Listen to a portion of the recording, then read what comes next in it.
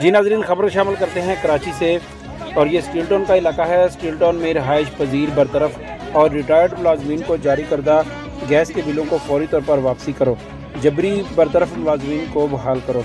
ये इनका मौक़िफ़ है, ये मज़दूरों का, और यहाँ पे पुरअमन एहतजाज किया जा रहा है। धरना दिया हुआ है कि हमारे जो जबरी रिटायर किए गए हैं मुलाजमीन उनको बहाल किया जाए और जो गैस के बिल अज़ाफ़ी आ रहे हैं उनके गैस के बिलों को भी ख़त्म किया जाए। और अभी आपको सुनवाते भी हैं ये लोग जो है इनका लोगों का ये क्या इनका बातचीत क्या है और ये क्या मुतालबा है इनका हुकूमत से, तो आप मुलाहिज़ा कीजिए। तहरीक इंसाफ ने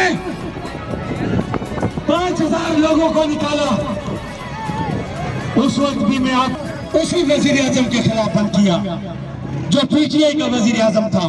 मैं पेशी